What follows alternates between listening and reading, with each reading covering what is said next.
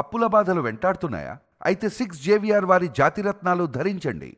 ఏదైనా మాట్లాడాలి అంటే ట్రోలింగ్‌కి భయపడుతున్నారు ఎందుకు? నేను భయపడలేదు మేడం. ఇప్పుడు నేను ఆల్మోస్ట్ అన్నీ చూసొచ్చా. నా కళ్ళ ముందు నుండి నన్ను మాట్లాడమన్నా, ఎదురు ఉండి మాట్లాడమన్నా, లేకుంటే నాకు సవాలు విసిరమన్నా. మెగాస్టార్ చిరంజీవి డైలాగ్కి బాబు మోహన్ లాగా చేయని చెప్పు, చేస్తా. నువ్వు ఏ క్వశ్చన్ ఇస్తావో నీ క్వశ్చన్కి నేను ఆన్సర్ ఇస్తా. క్యారెక్టర్ నేను ఒరే పిచ్చోడా నువ్వు గుండు కొట్టుకోరా, సగం మిషన్ తీర్చుకోరా, నేను రీల్ చేస్తే నేను చూడాలన్నందు నేను సిద్ధమే.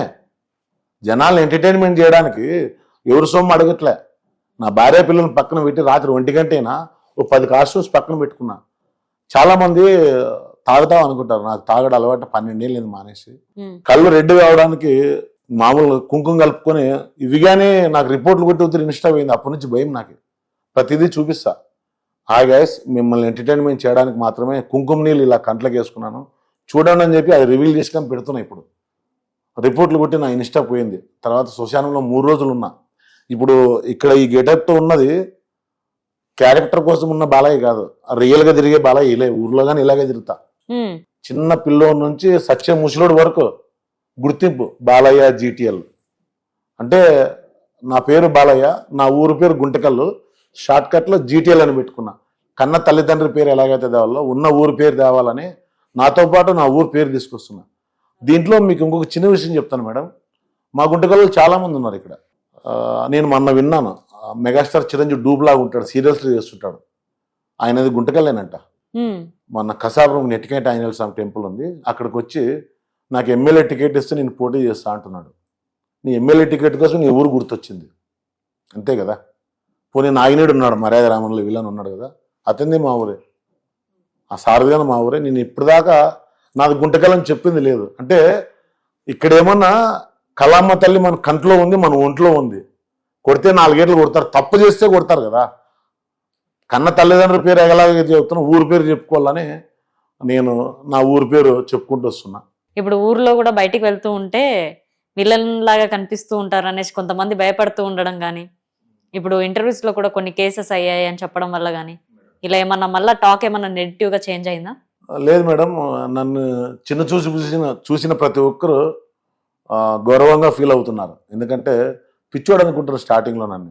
ఎందుకని? అంటే హైదరాబాద్ లో కాపురం చేయట్లేదు వీడు, పెద్ద పెద్ద ఛానల్స్ లో ఇంటర్వ్యూలు ఇస్తున్నాడు, డబ్బులు ఇచ్చిపోతుంటున్నారు అనుకుంటున్నారు. నేను డబ్బులు ఇచ్చిపోవట్లే.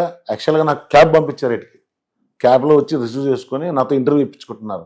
అంటే టాలెంట్ ఎవడు సొమ్ము కాదు, మనలో ఉన్న టాలెంట్ ఉంటే ఎలాంటి వాళ్ళైనా మనకి పిలుస్తారు, ఇంటర్వ్యూలు ఇవ్వచ్చు అనడానికి ఇది ఒక సాక్ష్యం. ఎందుకంటే ఈ ఛానల్కి వచ్చి కూర్చున్నానంటే ఆషామాషి కాదు, వాస్తవమే కదా మేడం. నేను రీల్ చేసుకోగలను, నా ఫోన్ ఉంది, నేను రీల్ చేసుకుంటా. ఈ ఛానల్ని వీడియోస్ పెట్టాలంటే ఆల్మోస్ట్గా అంతో ఇంతో నేను ఉన్నాననే కదా. అవును. అండ్ ఇంకొకటి, ఛానల్ పేరు చెప్పి అది చెక్ చేసేదాకా మీరు ఇంటర్వ్యూలు ఇవ్వట్లేదు.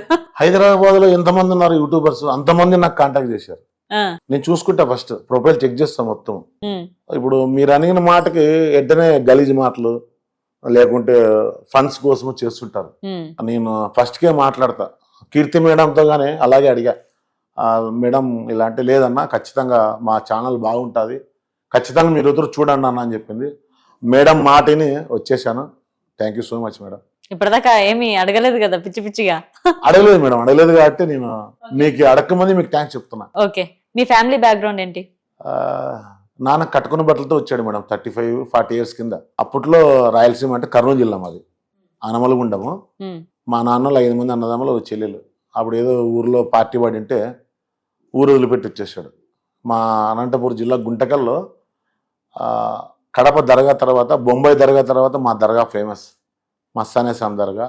389 సంవత్సరాలు అవుతుంది.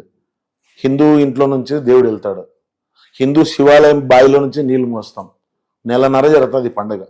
అతి పెద్ద పండుగ ఏదైనా ఉందప్ప మాకంటే మస్తానే స్వామి ఉరుసు.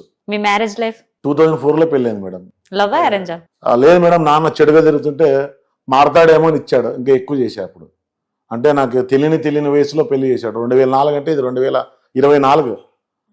అప్పుడు 20 ఏళ్ళకి పెళ్లి, 18 ఏళ్ళకి 17 ఏళ్ళకి పెళ్లి చేసేసాడు. అమ్మ ఎత్తుకొని మీసాలు కానీ రాలేదు. అప్పుడు గోలెగుండలు ఆడేవాడిని, అలాంటి వాడిని పెళ్లి చేశాడు. ఎందుకు పెళ్లి చేశారు? ఒక ఆడపిల్లకి చేసినట్టుగా తొందరగా అంటే మారతాడేమో మేడం. నాన్న అంటే ఏం చేస్తుండే అప్పుడు? ఎదురుగా ఇలా కూర్చొని పాన్ పరాకులు మామూలు గుట్కా ఉంటాయి కదా, ఇలా ఏదో కూర్చొని నాన్న ఆడు ఉంటాడు, వేసుకోవద్దంటే వేసుకునేదే, తినేదే. గుట్కాలు తింటుండే? యాక్చువల్గా అంటే చూపించకూడదు. నా ఉంటే పళ్ళని నేనే చేతితో పీకేసుకున్నా తాగిన కేపులో. అవి ఇక్కడ వాడకూడదు. నీ మందు తాగేటప్పుడు ఎనీథింగ్ అన్ని ఒక డ్రగ్స్ తప్ప అన్ని వాడేసా. అది ఇలా పళ్ళు అన్నద్దా ఇలా తీసేసుకున్నాను కైపులో, నొప్పి తట్టుకోలేక. ఓకే, ఇప్పుడు డ్రింకింగ్ అంతా బంద్ చేశారు? బంద్ మేడం. చెప్పొచ్చో చెప్పకూడదో నేను ప్రాణమైన మాట పోగొట్టుకున్నాను. నాన్న చనిపోయినాడు అన్నప్పుడు ఒక సిగరెట్ తాగాను, జస్ట్ ఏదో అలా తాగుతున్నాను. కానీ డైలీ 10 సిగరెట్లు అవుతున్నాయి, కేజీ కందిబ్యాలు వస్తాయని బాధ అవుతుంది. మళ్ళీ పైచాచిక ఆనందం కోసం సరదా కోసం సిగరెట్ తాగుతున్నాయి. ఇప్పుడు మా నాయన చనిపోయినప్పటి నుంచి 1.5 years అవుతుంది. కానీ అన్నీ అయిపోయిన తర్వాత అనిపిస్తుంది 10 సిగరెట్లు అయినాయి, 100 రూపాయలు అంటే కేజీ కందిబ్యాలు వస్తాయి అనిపిస్తుంది. రూపాయికి గంటేసి నాన్న తల్లిదండ్రులు కష్టపడతారు. ఇదొక్కటి మళ్ళీ అబద్ధం చెప్పకూడదు, ఉన్న వాస్తవం అయితే అది. ఓకే, ఇప్పుడైతే స్మోకింగ్ ఒకటి చేస్తున్నారు అయితే డైలీ? సరదా అంతే, ప్రాక్టికల్ గా వద్దనుకుంటే పొద్దున మానేయగలను. ఓకే, ఇప్పుడు మీ మ్యారేజ్ లైఫ్ ఎలా ఉంది? మ్యారేజ్ లైఫ్ అయితే పిల్లలు పుట్టినాక నా భార్య చాలా మంది మా బంధువులంతా చెప్పారు, వాడు చంపేస్తాడు, విడిచిపెట్టేసే వానికి విడాకులు ఇచ్చేసి అని చెప్పిన వాళ్ళే. కానీ ఇప్పుడు బాగున్నాము నా భార్య దగ్గర చెప్తుంది. ఇప్పుడు ఆ పొద్దు వాళ్ళు అన్నారు వీళ్ళు అన్నారు ఇట్లా అని. ఎందుకు పిల్లలు పుట్టినాక చంపేస్తారు అని అంత? పిల్లలు పుట్టక ముందు మేడం, అంటే బానిస పొద్దున్న లేస్తే తాగుతా ఉంటే ఇంకా పొద్దున 6 అవుతుంది, పనులు దిక్కేది డేట్ మంది ఇంకా. అప్పుడు 30 రూపాయలు 40 రూపాయల కోటర్ అంతే. తాగేది పోయేది, ఎవరు పిలిచావనంటే పోయేది, చిల్లర చేసేది. ఇలా బతుకు మీద తల్లిదండ్రులకి ఇలాంటి వాడు మా కడుపును పుట్టాడా అన్న బాధలు కానీ మడిచ్చాము మా నాన్నకి మా అమ్మకి. కట్టుకున్న బట్టలతో వచ్చాము, ఏదో ఊర్లో ఒంటది బొండదేలు నాయన మామూలుగా మూట్లు మోసేవాడు. అలా చేస్తూ 2 నెలలు సంపాదించాడు. ఒకప్పుడు మా నాన్న పేరు చెప్పుకునేకి నేను భయపడుతుంటే ఇప్పుడు బాలయ్య నా కొడుకు అనే స్టేజ్కి తెప్పుకునేది తెచ్చుకున్నా మేడం. అలా మారి మా నాన్న ప్రతి ఒక్కరు నీ కొడుక ఇలా మారిపోయాడా అన్న కాన్ఫిడెంట్గానే ఇచ్చాను నాన్నకి. ఓకే, మీ ఆవిడ ఎప్పుడు చెప్పలేదా మీరు నన్ను చంపేస్తారు తాగేసి? ఇప్పుడు అంటుంది మేడం, అప్పుడంటే వినను కదా. అప్పుడంటే నిజంగానే చంపేస్తారేమో తాగిన మైకంలో. నేనేమంటా అంటే మేడం, దయచేసి ఏ అలవాటు లేని పిల్లోడు ఈరోజు ఫస్ట్ మజా తాగుతాడు, తర్వాత బీజర్ తాగుతాడు, తర్వాత బీర్ తాగుతాడు, తర్వాత మందు తాగుతాడు. సరే ఏం కాదని మళ్ళీ చిన్న సిగరెట్ తాగుతాడు, దాంట్లో డ్రగ్స్ ఎక్కిస్తారు. ఒక మంచివాడిని మార్చేది చెడుగా ఫ్రెండ్సే. ఒక ఫ్రెండ్స్ లైఫ్ని ఇచ్చేది ఒక ఫ్రెండ్స్. అంటే ది బెస్ట్ ఏదో ఎంచుకోవాలి, మంచి సావాసమే చేయాలి. నాకు స్కూల్ ఫ్రెండ్ కాదు, చెడ్డి దోస్తు కాదు. అంటే నేను స్కూల్కి వెళ్ళింటే కదా స్కూల్ ఫ్రెండ్ అయ్యేకి, మధ్యలో వేరే ఫ్రెండ్ పరిచయం చేయించాడు సుధా అని. అప్పుడు నా భార్య ప్రెగ్నెంట్, నేను డ్రైవర్ పని చేస్తా, 13 years డ్రైవర్ పని చేశా. 150 రూపాయలు డ్రైవర్ బత్తా. నాకు ఇంటి పక్కన సైకిల్ ఇచ్చేవాళ్ళు కాదు. అంటే అటు పోయి ఇస్తానంటే చిల్లర వీనికి ఇస్తే మళ్ళీ తెచ్చిస్తాడో లేదో వింటి ఎందుకు గొడవ అన్నట్టు ఇచ్చేవాళ్ళు కాదు. అలాంటి టైంలో ఫ్రెండ్ పరిచయం అయ్యాడు, లైఫ్ చేంజ్. అంటే డబ్బు మనం ఏమో నన్ను ఎలా నమ్మాడో తెలియదు కానీ నా తల్లిదండ్రులు నన్ను నమ్ముతుండలే. అలాంటి స్టేజ్లో వీరేష్ అని అబ్బాయి నమ్మాడు. డబ్బులు హైదరాబాద్ నమ్ముతానంట, నేను హైదరాబాద్ అమ్ముతాననే వాళ్ళు లేరు, నేను కొనలేను. కానీ అంత హోప్ బ్యాక్ ఫ్రెండ్ వీరేష్ అని బిజినెస్ స్టార్ట్ చేశా. ఇచ్చట ఎనీథింగ్ ఎనీ టైం కొనుక్కోబడను, అమ్ముకోబడను, పెట్టుకోబడను, టైమింగ్తో పని లేదు. అలా బిజినెస్ స్టార్ట్ చేశా. 2 wheeler నుంచి 4 wheeler దాకా డైనింగ్ టేబుల్, సోఫా సెట్లు కొద్ది తీసుకొని కన్స్ట్రక్షన్ చేసి అమ్మి సన్న బిజినెస్ స్టార్ట్ చేసి ట్రావెల్స్ పెట్టా, వెహికల్స్ పెట్టా.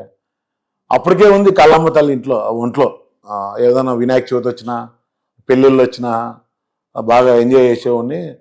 కానీ ది బెస్ట్ అనిపించింది ఏంటంటే పవన్ కళ్యాణ్ గారిని చూసే నేను శ్రద్ధ ఎక్కువ తీసుకున్నా.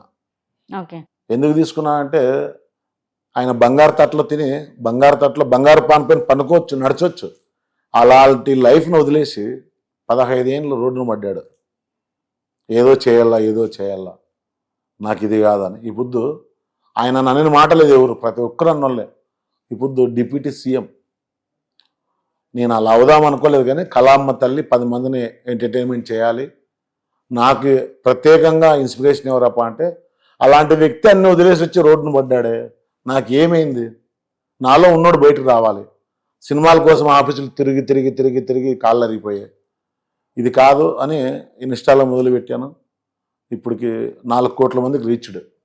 ఓకే.